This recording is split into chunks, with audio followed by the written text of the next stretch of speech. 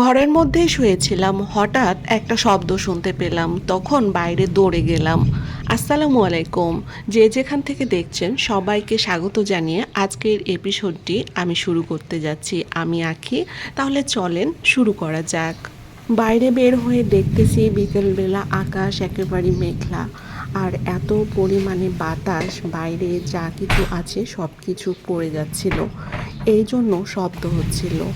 বাতাসটা ছিল অনেক বেশি, আর আমাদের ব্যালকনিটাকে চারিদিক দিয়ে এই যে ঘেরা ছিল, কিসের জন্য পলিথিন দিয়ে ঘেরা ছিল জানেন? আর আমাদের ব্যালকনিতে এখানে ধানের বস্তা ছিল।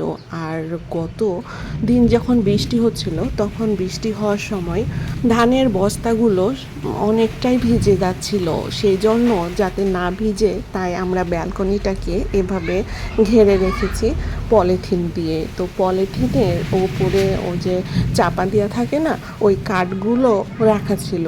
আর এত অতিরিক্ত বাতাস হচ্ছিল, তখন পলিথিনটা যখন উঠছিল তখন কাঠগুলো পড়ে যাচ্ছিল, এই জন্য বেশি শব্দ হচ্ছিল।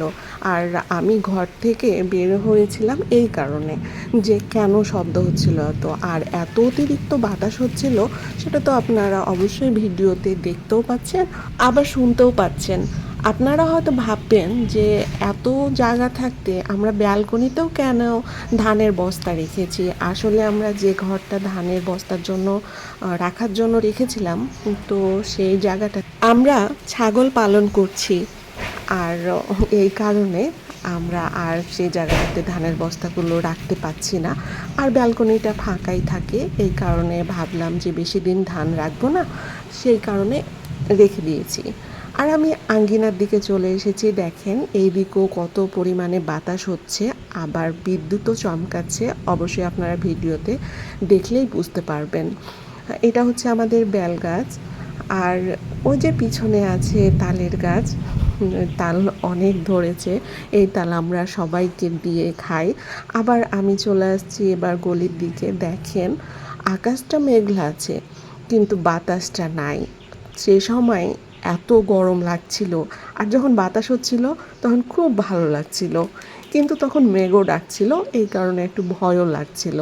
ভিডিওতে হয়তো শব্দ শুনতে পাবেন, সেই শব্দটা হচ্ছে যখন মেঘ ডাকছিল, অনেক বাতাস বইছিল, এদিক ওদিকে কিছু পড়ছিল, আবার বিদ্যুৎ চমকেছিল, এগুলো শব্দ হতে পারে। তাই আপনারা কোনো কিছু মনে করিয়েন না, আমি অরিজিনাল সাউন্ডটাই রাখতে চেয়েছি।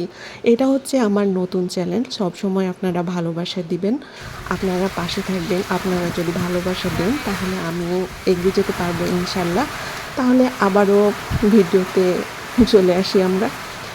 দেখতেই পাচ্ছেন এখন বৃষ্টি শুরু হয়ে গেছে, অনেক ঝড় শুরু হয়ে গেছিলো তখন। আগে থেকে তো শুকনা বাতাস হচ্ছিল, এখন বৃষ্টি আর অনেক ঝড়। এত পরিমাণে বৃষ্টি হচ্ছিল যে বলার কথাই না। আজ এই পর্যন্ত, সবাই ভালো থাকবেন। আল্লাহ হাফেজ।